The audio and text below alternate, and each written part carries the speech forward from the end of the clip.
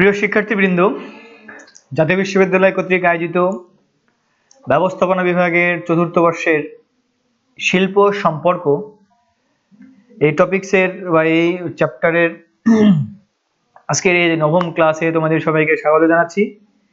এবং আমি উপস্থিত হয়েছি ইন্ডাস্ট্রিয়াল রিলেশনস এর 9 নাম্বার লেকচার অর্থাৎ পার্টিসিপেটিভ ম্যানেজমেন্ট।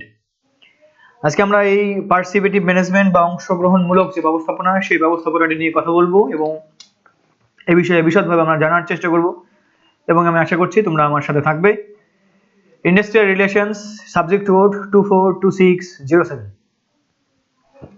প্রিয় শিক্ষার্থী,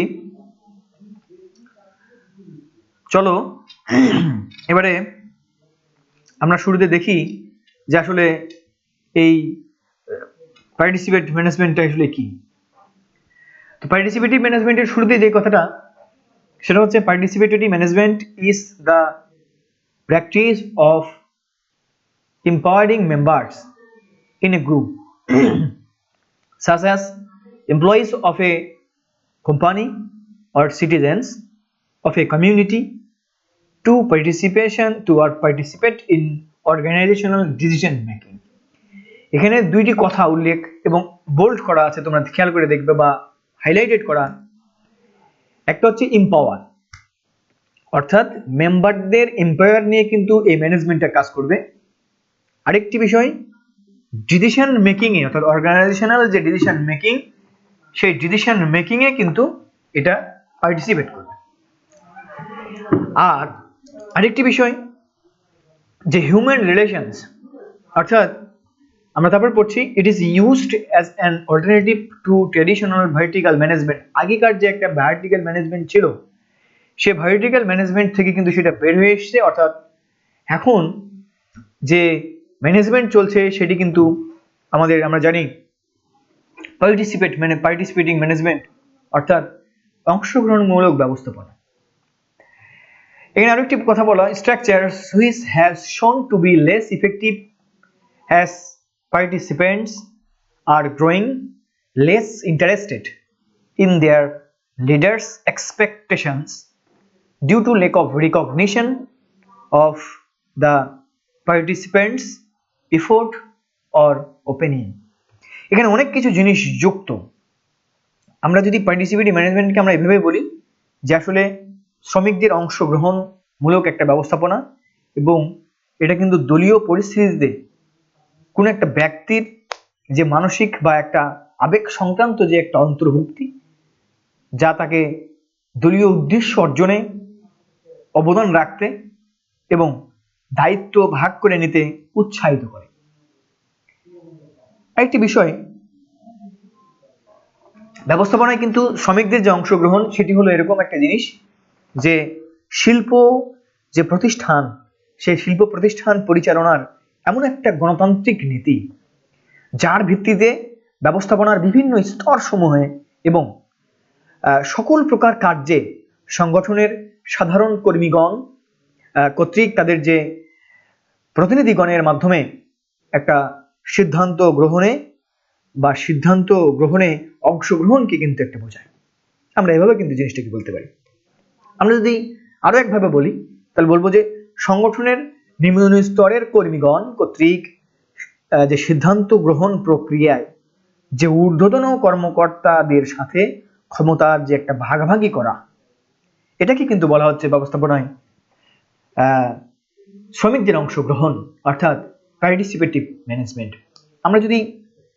আমরা আরেকটু যদি আরো ডিপলি আলোচনা করবো এই জিনিসগুলোকে, আমরা দেখতে পাচ্ছি this practice গ্রিউ out of the human relations. এখানে কিন্তু মানবিক যে সম্পর্ক সেই সম্পর্কের কথা এখানে তুলে ধরা হয়েছে।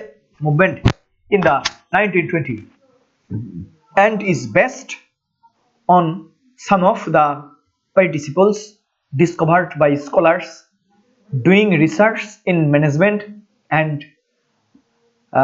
organization studies। এখানে আরো একটি বিষয় খেয়াল করব আমরা যে মোস্ট নোটেবলি যে জিনিসগুলো এখানে হথর্ন গবেষণার কথা এখানে বলা আছে বা এখানে হথর্ন ইফেক্টের কথা এখানে আমরা বলি, এটা হচ্ছে পার্টিসিপেটিভ ম্যানেজমেন্ট উনি যেটা বলে গেছেন। আমাদের যে পরের বিষয়বস্তুটি আমরা যদি একটু খেয়াল করি তাহলে দেখতে পাবো যে আমাদের forms of workers participation in management, এখানে আসলে সাজেশন সিস্টেম, এই সাজেশন সিস্টেম আমরা দেখব যে ব্যবস্থাপনায় অংশগ্রহণের যে ধরন, সেই ধরনগুলো হচ্ছে এরকম যে ব্যবস্থাপনায় শ্রমিকদের যে অংশগ্রহণ সেটি নিশ্চিত করার জন্য বিভিন্ন সংগঠন কিন্তু এক একটি পদ্ধতি অনুসরণ করে এবং নিচে কিছু আমরা যে ডিসিশনগুলো দিয়েছি, যে সিস্টেমগুলো দিয়েছি, সেই সিস্টেমগুলো কিন্তু আমরা আলোচনার চেষ্টা করব। দেখো এখানে সাজেশন সিস্টেমের কথা বলা হচ্ছে, অর্থাৎ আমরা যদি বলি এটা একটা পদ্ধতি। আসলে এই পদ্ধতিতে যে কার্যমান উন্নয়নের যে উদ্দেশ্য, এই উদ্দেশ্যে প্রত্যেক কর্মচারীর নিকট হতে কিন্তু লিখিত সুপারিশ আমন্ত্রণ করা হয় এবং এগুলার সুপারিশের মধ্যে যে গ্রহণযোগ্য সুপারিশ থাকবে সেই সুপারিশের জন্য সুপারিশকারীকে আর্থিক যে পুরস্কার সেটি প্রদান করা হবে। একটা বিষয় দেখা গেছে যে আমেরিকার যে শিক্ষা প্রতিষ্ঠানগুলো রয়েছে সেগুলোর গড়ে কিন্তু 25% সুপারিশ গ্রহণযোগ্য হয়, বাকি 75% কিন্তু বাদ পড়ে। যদিও এই পদ্ধতিতে বিভিন্ন ধারণা এবং মতামত গৃহীত হয়েছে, কিন্তু প্রত্যক্ষভাবে সমস্যা বা আলোচনার যে যেটা প্রেরণা এটা থেকে কিন্তু এটা বঞ্চিত। তাছাড়া কিছু কিছু ব্যবস্থাপক কিন্তু এরূপ যে সুপারিশ, এই সুপারিশকে তাদের দক্ষতার প্রতি কটাক্ষ হিসেবে তিনি বিবেচনা করেন, অর্থাৎ কিছু সুপারিশ করা হলো, কিছু করা হলো না, সেক্ষেত্রে কিন্তু এটি কিন্তু অংশগ্রহণমূলক ব্যবস্থাপনার যে ধরন সেটা থেকে কিন্তু বের হয়ে আসে। আবার দেখো মাল্টিপল ম্যানেজমেন্ট ফর্ম, অর্থাৎ যেটা বহু পর্যায়ে ব্যবস্থাপনা আমরা বলি, এই পদ্ধতিতে মধ্যম পর্যায়ের যে ব্যবস্থাপক, এরপর ব্যবস্থাপকদের সমন্বয়ে একটা জুনিয়র বোর্ড অফ ডিরেক্টর গঠন করা হবে এবং দলের সদস্যদের তাদের যে স্বাভাবিক ক্ষমতা, এই ক্ষমতার বাইরেও কিন্তু প্রতিষ্ঠানের যে কোনো সমস্যা সম্পর্কে অনুসন্ধান চালানোর এবং যে কার্যক্রম যেগুলো পরিচালনা করবে সেগুলা সুপারিশ করার কিন্তু সুযোগ দেওয়া হবে। তো শীর্ষ যে ব্যবস্থাপনা, সেই শীর্ষ ব্যবস্থাপনার যে এই সমস্ত সুপারিশের উপর কিন্তু আসলে অনেক সময় অনাস্থা প্রকাশ করেন শীর্ষ ব্যবস্থাপকরা। তো এই প্রক্রিয়া আসলে তাদের নীতি সংক্রান্ত যে সমস্যাদি এবং যে পরীক্ষা বা গৃহীত যে সিদ্ধান্ত, সেই সিদ্ধান্তের যে দায়িত্বভার গ্রহণ এবং অভিজ্ঞতার যে প্রসার, সেটাতে কিন্তু সহায়তা করে। এভাবে আসলে মধ্যম পর্যায়ের যে ব্যবস্থাপকগণ তারা কিন্তু শীর্ষ ব্যবস্থাপনার যে দায়িত্ব, সেই দায়িত্ব গ্রহণের জন্য কিন্তু প্রশিক্ষণ লাভ করে। তো থার্ড যদি চিন্তা করি তাহলে বলবো জয়েন্ট প্রোডাকশন কমিটি, এটা হচ্ছে যৌথ উৎপাদন কমিটি বলা হয় এটাকে। এখানে আসলে ব্যবস্থাপক এবং শ্রমিক এই দুইটা স্তরের যে প্রতিনিধি, এই প্রতিনিধির সমন্বয়ে কিন্তু এই কমিটিটা গঠন করা হবে এবং উৎপাদন ক্ষমতা বৃদ্ধির জন্য এই কমিটি যে সমস্যাগুলো থাকবে এই সমস্যাগুলোকে কিন্তু শনাক্ত করবে এবং সেগুলোর সমাধানের কিন্তু সুপারিশ করবে। 4 নম্বরে যে আমরা দেখতে পাচ্ছি যেটা কনসালটেটিভ ম্যানেজমেন্ট, আমরা যেটা পরামর্শমূলক ব্যবস্থাপনা বলতে যাচ্ছি, সেখানে আসলে অংশগ্রহণের উদ্দেশ্য বা উদ্দেশ্যে কিন্তু সবচেয়ে সচরাচর যে পদ্ধতি আমরা বলতে পারি এবং সবচেয়ে গ্রহণযোগ্য যে পদ্ধতি সেটা কিন্তু হচ্ছে এই যেটা আমরা বলতে থাকি পরামর্শমূলক ব্যবস্থাপনা বা যেটি বলতে পারি কনসালটেটিভ ম্যানেজমেন্ট। তো সেখানে যে একটা সংগঠনের যে প্রাত্যহিক যে একটা প্রশাসন, এই প্রাত্যহিক কার্যকলাপ পরিচালনার জন্য যে প্রশাসন, এই প্রশাসনের ক্ষেত্রে কিন্তু যে ব্যবস্থাপকগণ থাকবেন এদের অধীনস্থ, এরা কিন্তু কি করবে, যারা তাদের অধীনস্থ থাকবে বা অধীনে যারা থাকবে এদের সাথে বিভিন্ন সমস্যা সম্পর্কে তারা কিন্তু পরামর্শ করে থাকবেন এবং যাতে তারা এই সমস্যা সম্পর্কে যে চিন্তা ভাবনা করে বা এই চিন্তা ভাবনা করে যেন নতুন কোনো ধারণা যদি থাকে সেটা যেন পান এবং খুব সহজেই যেন এই সমস্যাটার একটা সমাধান তারা বের করতে পারে। তো এই জন্য এটাকে বলা হচ্ছে যে, এবং এক্ষেত্রে কিন্তু সেটা নতুন যদি পলিসি কোনো নির্ধারণ করা হবে সেক্ষেত্রে পলিসি নির্ধারণ এক্ষেত্রে কিন্তু নতুন কোনো পলিসি নির্ধারণের প্রয়োজন হবে না এবং কর্তৃত্ব এবং দায়িত্ব সম্পর্কেও কিন্তু সেরকম বিরূপ কোনো প্রতিক্রিয়ার সৃষ্টি হবে না। অর্থাৎ পরিবর্তিত পরিস্থিতি যদি চলে আসে বা যদি কোনো নেগেটিভ সিচুয়েশন চলে আসে, সেই নেগেটিভ সিচুয়েশনে কিন্তু দেখা যায় যে এখানে কিন্তু খুব বেশি বেগ পেতে হয় না এটাকে অ্যাডাপ্টেশনের জন্য। আর দেখো ডেমোক্রেটিক যে ম্যানেজমেন্ট, সেই ডেমোক্রেটিক ম্যানেজমেন্টে বলা হচ্ছে গণতান্ত্রিক ব্যবস্থাপনা। অর্থাৎ এই গণতান্ত্রিক ব্যবস্থাপনার বিষয়টা কেমন, আমরা বলছি যে গণতান্ত্রিক ব্যবস্থাপনা কিন্তু পরামর্শমূলক ব্যবস্থাপনা বা পরামর্শমূলক, একটু আগে যেটা বললাম আমরা যে কনসালটেটিভ ম্যানেজমেন্ট, এই কনসালটেটিভ ম্যানেজমেন্ট এটা কিন্তু একটা আমরা বলতে পারি যে উদার বা উন্মুক্ত একটা পদ্ধতি, এটা হচ্ছে গণতান্ত্রিক। তো এই পদ্ধতিতে আসলে যে ব্যবস্থাপক কিন্তু দলগত যে আলোচনা, সেই আলোচনার উপরে গুরুত্ব আরোপ করেন এবং তিনি কিন্তু সিদ্ধান্ত গ্রহণ যখন করবেন তখন কিন্তু দলের যে সদস্যগুলো থাকবে সেই সদস্যগুলোর সঙ্গে সমস্যাগুলো তুলে ধরেন এবং দলের উপরে যে সিদ্ধান্ত ভার সেটা কিন্তু তিনি দলের উপরে ছেড়ে দেন। আরেকটা বিষয় হচ্ছে দলের যে সদস্যগণ তাদের কিন্তু নিজ নিজ যে চিন্তা ভাবনা বা তাদের যে সৃজনশীলতা, সেই সৃজনশীলতার মাধ্যমে কিন্তু কিছু বলার সুযোগ দেন তিনি। এভাবে কিন্তু এই যে ডেমোক্রেটিক ম্যানেজমেন্ট সেটা কিন্তু চলে থাকে। আর একটা বিষয়, employees representative in the board of directors, অর্থাৎ এই বোর্ড অফ ডিরেক্টর যেটা মানে পরিচালক মন্ডলী যেটা আমরা বলি, সেই পরিচালক মন্ডলীতে কিন্তু শ্রমিকদের মধ্য থেকে প্রতিনিধিত্ব করার একটা সুযোগ সৃষ্টি করা, এটা একটা পদ্ধতি।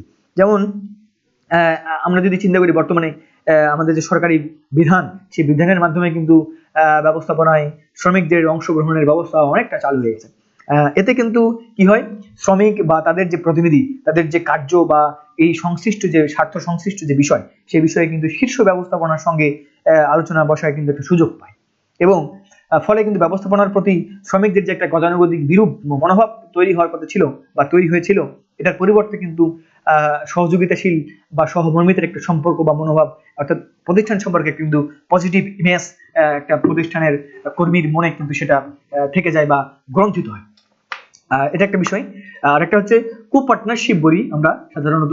এই কো পার্টনারশিপ হচ্ছে কি যৌথ মালিকানা বলা হচ্ছে, অর্থাৎ এই পদ্ধতিতে যারা শ্রমিক এদেরকে কিন্তু সংশ্লিষ্ট যে প্রতিষ্ঠান, এই প্রতিষ্ঠানের শেয়ার বিক্রি করা হয়, অর্থাৎ শ্রমিকরা এই ক্ষেত্রে প্রতিষ্ঠানের শেয়ার বিক্রি মানে শেয়ার কিনবে এবং শ্রমিকরাই হবে এই প্রতিষ্ঠানের আংশিক মালিক। ফলশ্রুতিতে কি হবে, প্রতিষ্ঠানের মালিক হবে এবং তারা বিভিন্ন যে পরিচালনা কমিটি রয়েছে বা সমিতি রয়েছে, সমিতি নির্বাচনে তারা নির্বাচন করবে, তারা কিন্তু সেখানে প্রার্থী হবে এবং সেখানে কিন্তু তারা যদি জয়লাভ করে তাহলে সেক্ষেত্রে কিন্তু আবার আরেকটা বিষয়, যখন বার্ষিক সাধারণ সভা হবে তখন যে সিদ্ধান্তগুলো নেওয়া হবে তখন সেই সিদ্ধান্তে কিন্তু তারা থাকবে। অর্থাৎ এখানে কিন্তু শ্রমিকদের এখানে কো পার্টনারশিপ বলা হচ্ছে, যে শ্রমিক এবং শ্রমিকও থাকতে পারে সে পার্টিসিপেট। এটা একটা পদ্ধতি, এটা একটা পার্টিসিপেশন ইন ম্যানেজমেন্ট, অর্থাৎ এটা একটা form of workers participation in management. আমরা এই জিনিসটি নিয়ে বিশদভাবে আলোচনা করলাম। আমরা এবারে যাচ্ছি আরেকটি টপিকসে, যেটি প্রিকুইসাইডস বলা হচ্ছে, পূর্ব শর্ত বা প্রি কন্ডিশনস।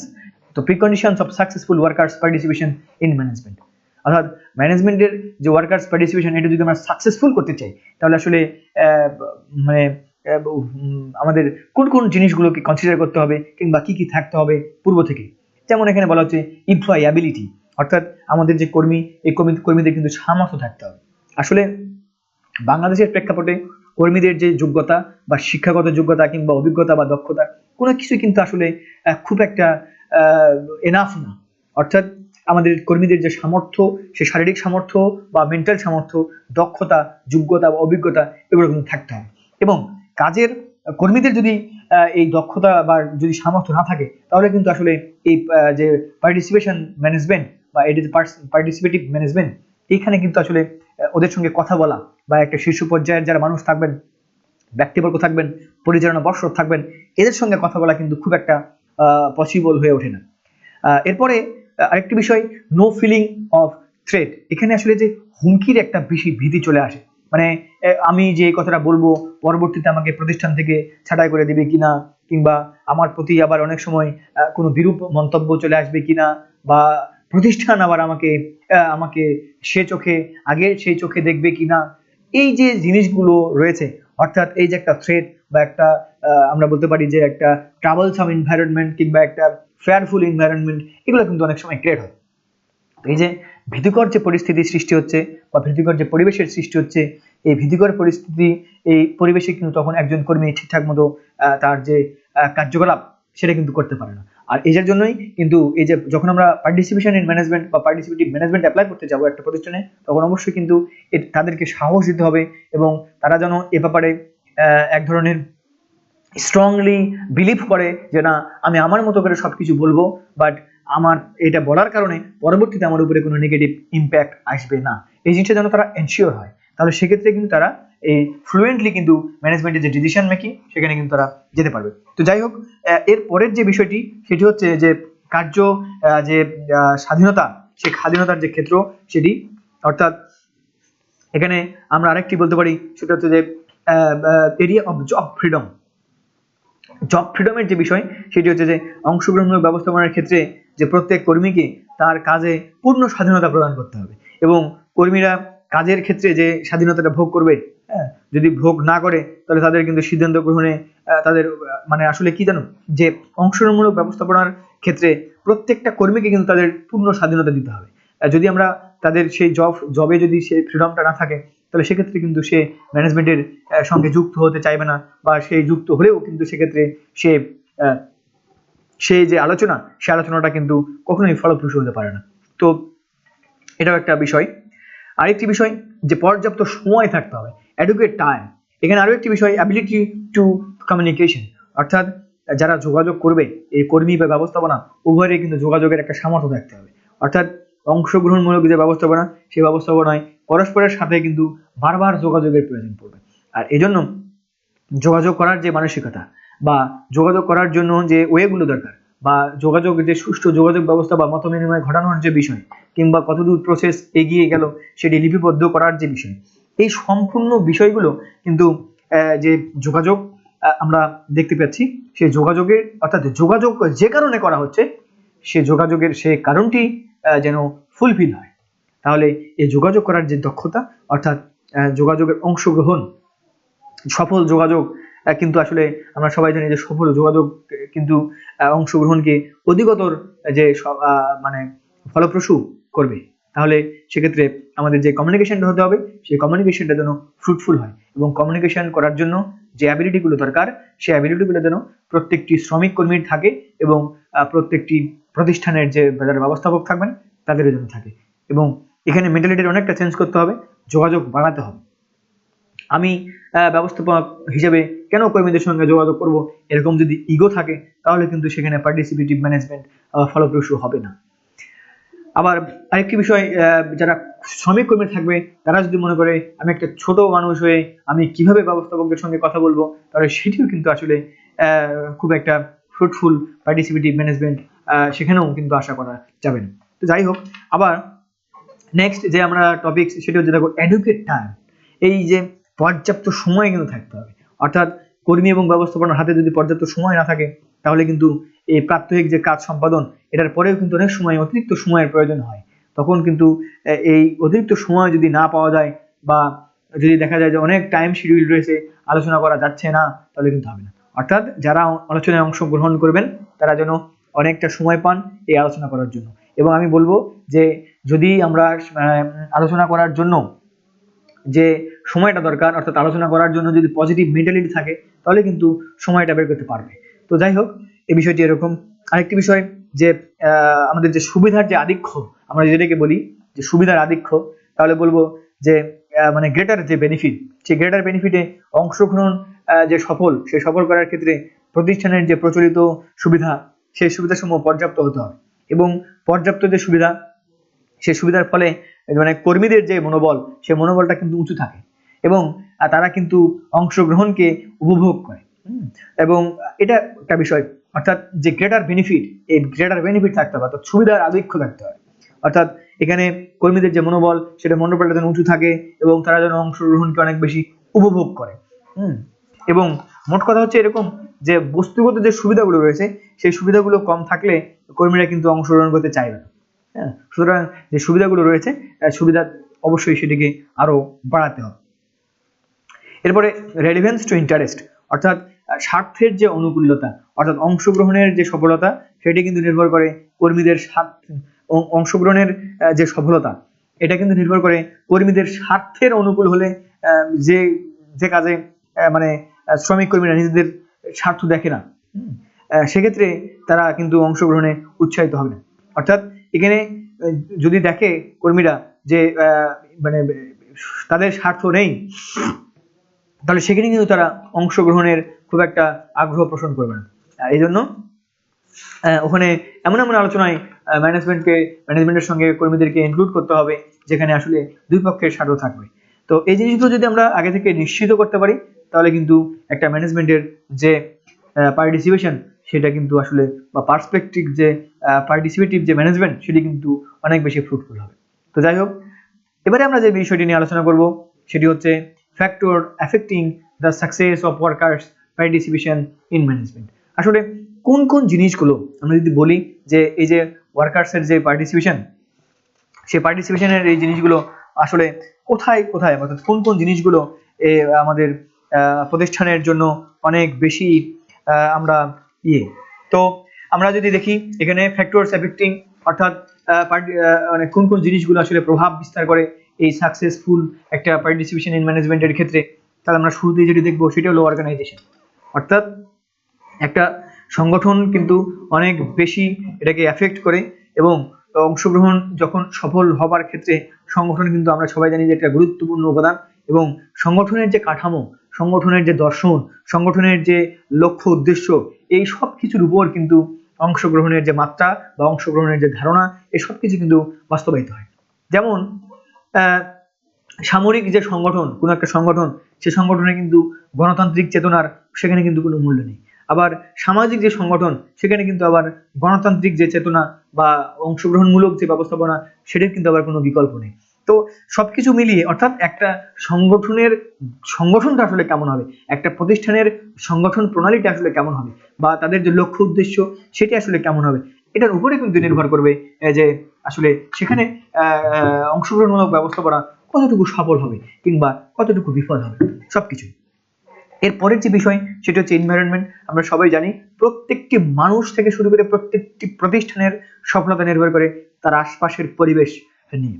তো এই পরিবেশের আমরা সবাই জানি যে পরিবেশের কিন্তু অনেকগুলো বৈশিষ্ট্য রয়েছে। আমরা সামষ্টিক পরিবেশ বলি, আমরা ব্যষ্টিক পরিবেশ বলি। তো ব্যষ্টিক পরিবেশগুলো হচ্ছে ভেতরের যে এলিমেন্টগুলো রয়েছে সেগুলো, আর সামষ্টিক যে পরিবেশ উপাদান সেগুলো হচ্ছে আমাদের যেগুলো ভৌগোলিক উপাদান, অর্থনৈতিক, সামাজিক, রাজনৈতিক, টেকনোলজিক্যাল কিছু এলিমেন্টস। তো এই জিনিসগুলো অর্থনৈতিক হতে পারে। আবার ভেতরের যদি পরিবেশের কথা চিন্তা করি, ভিতরের পরিবেশের বলতে কর্মীদের মধ্যে পরিবেশ পরিস্থিতি কেমন বিরাজমান, আমাদের মালিক পক্ষের কি অবস্থা, আমাদের প্রতিষ্ঠানের মূলধনের কি অবস্থা, এবং প্রতিযোগী যারা থাকবে তাদের কি অবস্থা, সবকিছু মিলিয়ে এগুলো আমরা সাধারণত যে আমরা মাইক্রো এলিমেন্টস বলে থাকি। আর আগে যেগুলো বললাম সেগুলো আমাদের ছিল ম্যাক্রো এলিমেন্টস। তো যে এলিমেন্টস গুলো হোক না কেন, যে অভ্যন্তরীণ এবং বাহ্যিক পরিবেশের উপরে যে নির্ভর করে, এই নির্ভর করেই কিন্তু অংশগ্রহণমূলক যে ব্যবস্থাপনা সেটি কিন্তু সফল হবে কিনা সেটা বোঝা যায়। অর্থাৎ শিল্পে যদি অসন্তোষ বিরাজ করে, অর্থাৎ পরিবেশটা যদি খারাপ হয়, তাহলে কিন্তু সেক্ষেত্রে কর্মীদের যে দাবি, সে দাবি দেওয়া কিন্তু উপেক্ষিত করা হয় অনেক সময়, কিংবা উপেক্ষিত যদি করা হয় তাহলে সে পরিবেশটি কিন্তু নেতিবাচক রূপ ধারণ করে। আর নেতিবাচক যখন হয়ে যাবে, তখন কিন্তু কর্মীরা আর কোনো আলোচনায় কিন্তু অংশগ্রহণ করতে চায় না। সুতরাং আমাদের খেয়াল করতে হবে যে এই যে আমরা যেটা বলছি পার্টিসিপেটিভ ম্যানেজমেন্ট, এই পার্টিসিপেটিভ ম্যানেজমেন্টের যে প্রিকন্ডিশন বলতে পারি আমরা, যে সেখানে কিন্তু একটা স্থিতিশীল পরিবেশ বজায় থাকতে হবে, এবং এই স্থিতিশীল পরিবেশ বজায় যদি রাখা যায় এবং সে অনুসারে যদি প্রতিষ্ঠানের প্রত্যেকটি কর্মচারী চলে বা মালিক পক্ষ চলে, তাহলে সেক্ষেত্রে কিন্তু যে পার্টিসিপেটিভ ম্যানেজমেন্টটি হবে সেটি কিন্তু অবশ্যই ফ্রুটফুল হবে। এবং আরো একটি কথা সেটি হচ্ছে যে যেমন আমরা এখানে দেখতে পাচ্ছি এমপ্লয়িজ মেন্টালিটি, অর্থাৎ এমপ্লয়িদের যে মেন্টালিটি থাকে, তাদের যে মানসিকতা, শুধু তাই নয়, আমরা যদি যখন দেখি যে এই যে মানসিকতাটা থাকবে, অর্থাৎ যদি সহযোগিতামূলক মানসিকতা পোষণ করে, নিজেদেরকে যদি প্রতিষ্ঠানের একটা অংশ মনে করে, তাহলে তারা কিন্তু এই প্রতিষ্ঠানটাকে তারা কিন্তু ভালো চোখে দেখবে, এবং তাদের এই ভালো চোখে দেখাটা বা তারা যে ইতিবাচক চোখে দেখবে, এই ইতিবাচক চোখে দেখাটা তখন কিন্তু একটা প্রতিষ্ঠানের জন্য অনেক বেশি কল্যাণকর হবে। এখানে উৎপাদন বাড়বে, এখানে সময় বাড়বে, এখানে যে শ্রমের যে ঘূর্ণায়মানতা, সেই ঘূর্ণায়মানতা কিন্তু কমে যাবে। সব দিক থেকে একটা প্রতিষ্ঠান কিন্তু তখন ভালো করবে। তো যাই হোক, এই জিনিসগুলো ছিল মানসিকতা। আবার অনেক সময় বিভিন্ন টেকনোলজির কারণে কিংবা বিভিন্ন ধরনের আমাদের যে আমাদের যে পারিপার্শ্বিক যে পরিস্থিতি, সেই পরিস্থিতির কারণে কিন্তু অনেক সময় দেখা যায় যে একটা প্রতিষ্ঠানের কিন্তু যে কোনো সময় তাদের যে পলিসি, সেই পলিসিটা কিন্তু চেঞ্জ করতে হতে পারে। তো এই চেঞ্জ যে পলিসি, সেই পলিসিটাকে আবার অ্যাডাপ্টেশনের ক্ষেত্রে বা নিজেদের করে নেওয়ার ক্ষেত্রে আমরা দেখতে পাই যে সেখানে কিন্তু আসলে আমরা খুব একটা বেশি তাদের মানে যদি অংশগ্রহণ না থাকে বা তাদের যদি মনোভাব যদি পজিটিভ না হয়, তাহলে কিন্তু আমরা আবার বিপদে পড়ে যাই। তো সব দিক বিবেচনা করলে আমরা দেখি যে যদি পরিবেশটা ঠিক থাকে বা যদি এমপ্লয়ীদের মেন্টালিটি ঠিক থাকে, তাহলে এটাও কিন্তু একটা ফ্যাক্টরিং এলিমেন্টস। একটি বিষয় লিডারশিপ। অবশ্যই লিডারশিপের ক্ষেত্রে আমরা একটা বিষয় বুঝি যে সাংগঠনিক কাঠামো বলি, নীতি বলি, আর প্রতিষ্ঠানের উদ্দেশ্য আদর্শ যাই বলি না কেন সবকিছুই ঠিক আছে, কিন্তু দেখা গেল যে হয়তো লিডারশিপের যে দরকার, অর্থাৎ আমাদের যে নেতৃত্বর যে প্রকৃতি, এটা ঠিক নেই, বা নেতৃত্বের যে প্রকৃতি সেটার সঙ্গে আসলে আগের যে বিষয়গুলো ছিল সেই বিষয়গুলো আসলে খুব একটা কার্যকর হচ্ছে না। তাহলে সেক্ষেত্রে আমাদের যে নেতৃত্ব, এই নেতৃত্বটা কেমন আমরা সবাই জানি।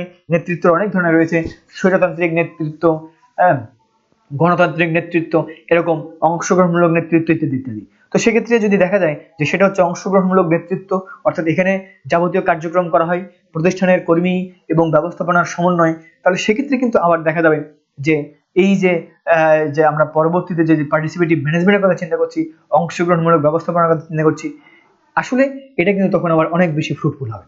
তো যাই হোক, আবার একটা প্রতিষ্ঠানে কিন্তু টেকনোলজি অনেক বেশি ফ্যাক্ট, কেননা বর্তমানের যে পরিস্থিতি সেই পরিস্থিতিতে কিন্তু আমরা দেখতে পাই যে যে সনাতনী যে পদ্ধতি ছিল সে পদ্ধতিতে কিন্তু আসলে অংশগ্রহণমূলক ব্যবস্থাপনার কিন্তু তখন কিন্তু অবকাশ ছিল না, বাট বর্তমানে কিন্তু এই অংশগ্রহণ ব্যবস্থাপনাটা এসেছে এবং এটি বেশ সমাদৃত এবং সব ক্ষেত্রেই আসলে একেবারেই যদি আমি বলি যে আসলে শ্রমিকদেরকে পাত্তা না দিয়ে কিন্তু আসলে একটা প্রতিষ্ঠানের যে মালিক থাকবে তাদের কিন্তু ভালো কিছু করা সম্ভবপর হয়ে উঠবে না।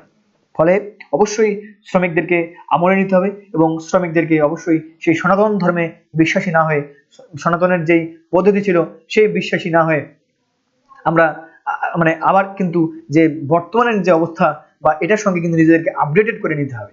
অর্থাৎ আমাদের যে সনাতন প্রযুক্তি ছিল সেই সনাতন প্রযুক্তি থেকে বের হয়ে এসে আমাদের কিন্তু আবার বর্তমানের যে প্রযুক্তি, বর্তমানের যে কলা কৌশল, সেই সব জিনিসগুলো আমাদের জানতে হবে। তো এটাও কিন্তু হচ্ছে টেকনোলজি, অর্থাৎ একটা প্রতিষ্ঠানের টেকনোলজিও কিন্তু অনেক বড় একটা ইফেক্ট ফেলে। অর্থাৎ আমরা যদি একটু ছোট করে এক্সাম্পল দিই, আগে হয়তো হাতের কাজ হতো, এখন হয়তো মেশিনে কাজ হচ্ছে। এখন যখন মেশিনটা চলে আসলো তখন যদি হাতের যে কাজ করা ছিল সেটি যদি আমরা অ্যাভয়েড করি, কিংবা আমি হাতেই কাজ করব আমি মেশিনটি নেব না, এরকম যদি টেন্ডেন্সি কর্মীদের মধ্যে গ্রো করে, তাহলে কিন্তু সেক্ষেত্রে প্রতিষ্ঠানের জন্য এটি কিন্তু বড় ধরনের একটা বিপদ হবে। হ্যাঁ, কিন্তু যদি এটাকে আবার পজিটিভলি নিয়ে নেওয়া হয় তাহলে সেক্ষেত্রে কিন্তু আবার প্রতিষ্ঠানের জন্য অনেক বেশি ভালো হবে। আবার যারা যারা ছিল কর্মী তারা তো হয়তো মেশিন চালাতে পারে না, তাহলে তাদেরকে অবশ্যই প্রতিষ্ঠানের উচিত হবে তাদেরকে আবার দক্ষতার উন্নয়ন করে, অর্থাৎ যত রকমের একটা পলিসি, সে একটা মেশিনারি যাই বলি না কেন, সেটা যখন নতুন করে ইনস্টল দেওয়া হবে তখন সেখানে কিন্তু সবসময় চিন্তা করতে হবে যে যে পক্ষেরই হোক না কেন অবশ্যই সেটি কথাবার্তা বলার মাধ্যমে, তাদের যে অপিনিয়ন সেটি এক্সপ্রেস করার মাধ্যমে কিন্তু এই যাবতীয় সমস্যার সমাধানের একটা চেষ্টা করা হবে। এবং যখন এজন্য বলা হয় টেকনোলজিটা কিন্তু একটা ফ্যাক্টরের এলিমেন্টস বলা যেতে পারে, যে এমন একটা এলিমেন্টস যে এলিমেন্টসটা কিন্তু অবশ্যই এই যে পার্টিসিপেটিভ ম্যানেজমেন্ট এটিকে কিন্তু বিভিন্নভাবে এটাকে কিন্তু এফেক্ট করে। তো এই ছিল বিষয়। আমরা সবাই মোটামুটি জানি যে আসলে এই ম্যানেজমেন্ট যে পার্টিসিপেটিভ ম্যানেজমেন্ট বা অংশগ্রহণমূলক ব্যবস্থাপনা, এটির আসলে কিছু সুবিধা রয়েছে আবার এর কিছু অসুবিধাও রয়েছে।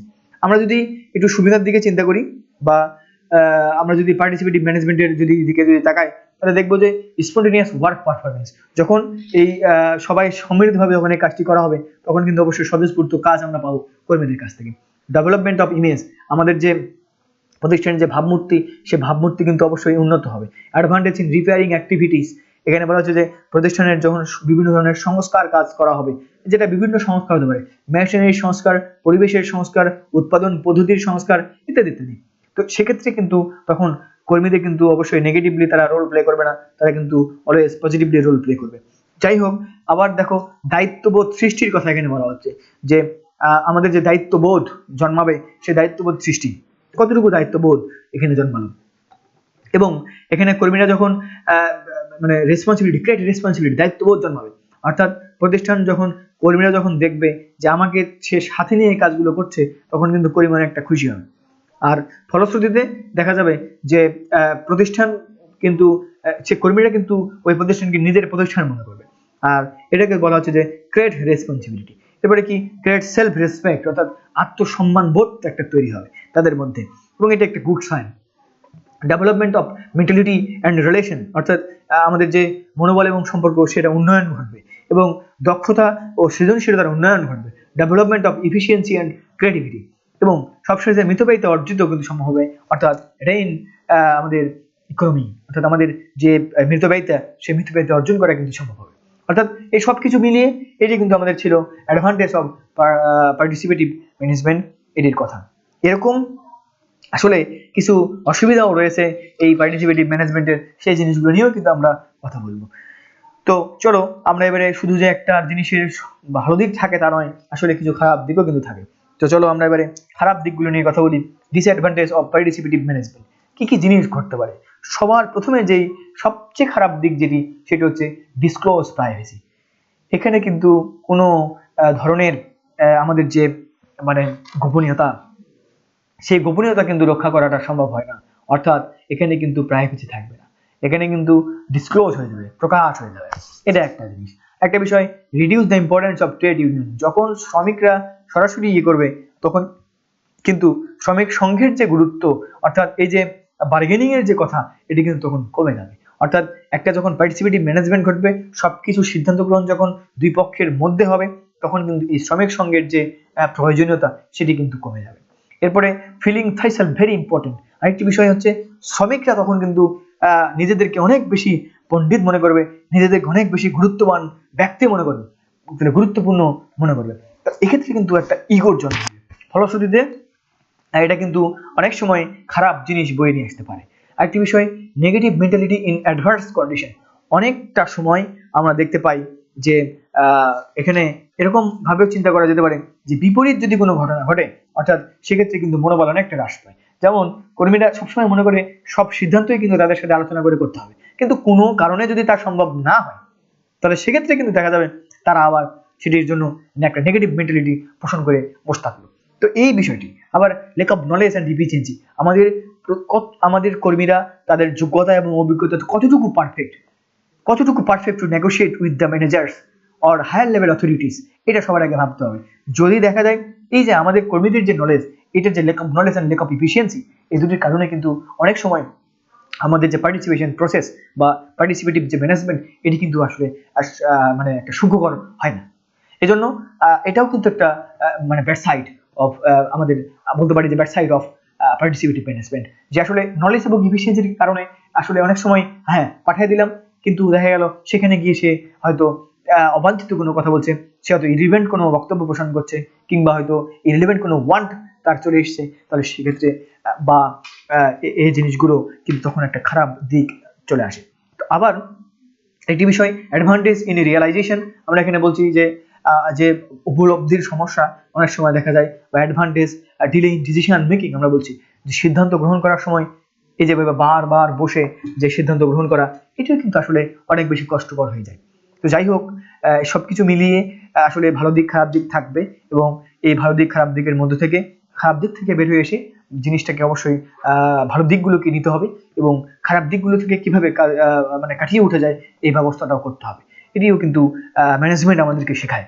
তো এবারের যে টপিকটি সেটি হচ্ছে আমাদের যে ব্যবস্থাপনায় যে কর্মীদের অংশগ্রহণ, সে কর্মীদের অংশগ্রহণের যে দৃষ্টিভঙ্গি, এই কর্মীদের অংশগ্রহণের সময় আসলে ডিটারমিনেন্টসটা কি কি, মানে আমাদের যে নির্ধারক, সেই নির্ধারকগুলো কি কি। আমরা যদি শুরুতে বলি যে দ্য অ্যানাটমি অফ এন্টারপ্রাইজ, অর্থাৎ প্রতিষ্ঠানের যে স্বায়ত্ত শাসন। আসলে আমরা বলবো এভাবে যে আসলে অংশগ্রহণের যে সম্ভাব্যতা, আমি যদি বলি এভাবে যে অংশগ্রহণের যে সম্ভাব্যতা, এই অংশগ্রহণের সম্ভাব্যতা কিন্তু কয়েকটা উপাদানের উপর নির্ভর করে। যেমন একটা হচ্ছে অ্যানাটমি অফ দ্য এন্টারপ্রাইজ, অর্থাৎ ওই প্রতিষ্ঠানের স্বায়ত্ত শাসনের উপরে নির্ভর করতে পারে। আরেকটি বিষয় টেকনিক্যাল ফ্যাক্টর, অর্থাৎ ওই প্রতিষ্ঠানের কারিগরি উপাদানের উপর নির্ভর করতে পারে। আরেকটি বিষয় দ্য সাইজ অফ এন্টারপ্রাইজ, ওই প্রতিষ্ঠানের আয়তনের উপর নির্ভর করবে। আরেকটি বিষয় দ্য স্ট্রাকচার অফ এন্টারপ্রাইজ, ওই প্রতিষ্ঠানের আসলে সংগঠন কাঠামোটা কেমন সেটির উপরে নির্ভর করবে। আরেকটা যেটা গুরুত্বপূর্ণ বিষয়, সেটি হচ্ছে যে এই যে শ্রমিকদের অংশগ্রহণ, এই শ্রমিকদের অংশগ্রহণের মাত্রা, অর্থাৎ এখানে আমি যদি আরো ডিপলি বলি তাহলে বলবো তিনটা জিনিসের উপর নির্ভর করতে পারে। এটি হচ্ছে ম্যানেজেরিয়াল ফিলোসফি অ্যান্ড অ্যাটিটিউডস, ব্যবস্থাপকের যে দর্শন এবং এদের যে মানসিকতা বা এদের যে আচরণ, এই আচরণের বা যে মনোভাব, এটার উপরে কিন্তু নির্ভর করবে। এটা দেখে কিন্তু কোম্পানিরা ডিসাইড করবে যে তারা তোমার হচ্ছে পার্টিসিপেটিভ ম্যানেজমেন্টে আসবে কি আসবে না। আরেকটি বিষয় শ্রমিকদের যে ক্যাপাসিটি, এখানে ক্যাপাসিটি আমরা বলতে পারি দুই ধরনের ক্যাপাসিটি এখানে আসতে পারে। একটা হচ্ছে ক্যাপাসিটি অফ আমাদের workers and capacity of managers. এখানে ক্যাপাসিটি অফ ম্যানেজার্সের কথা, তারা কতটুকু সাবলীলতার সাথে কর্মীদেরকে সাথে নিতে পারতেছে, এটাও কিন্তু দেখার বিষয়। আরেকটি বিষয় যে আমরা যেটা বলছি যে সবশেষে যেটা দেখতে পাচ্ছি যে পারসিভস রিলেটিভ পাওয়ার অফ ম্যানেজার্স, অর্থাৎ যে ব্যবস্থাপকদের যে ধারণা, সেই ধারণাগত আপেক্ষিক যে ক্ষমতা, সেই ক্ষমতাটি, অর্থাৎ এই সবকিছুই কিন্তু আসলে আমি যেটা বললাম একটু আগে যে আসলে একটা মানে ওয়ার্কার্স পার্টিসিপেশন, এই একটা ব্যবস্থাপনায় যে কর্মীদের অংশগ্রহণ, এই অংশগ্রহণের কিন্তু ডিটারমিনেন্টস। তো যাই হোক প্রিয় শিক্ষার্থী, যারা তোমরা আজকে আমাদের এই ক্লাসটি উপভোগ করেছো, তোমাদের সবাইকে আবারও ধন্যবাদ জানাচ্ছি এবং ধন্যবাদ জানিয়ে শেষ করছি আজকের মতো। পরবর্তী ক্লাসের আমন্ত্রণ জানিয়ে আজকে আমি এখানেই বিদায় নিচ্ছি। সবাই ভালো থাকবে, সবাই সুস্থ থাকবে, সবার জন্য শুভকামনা রইল।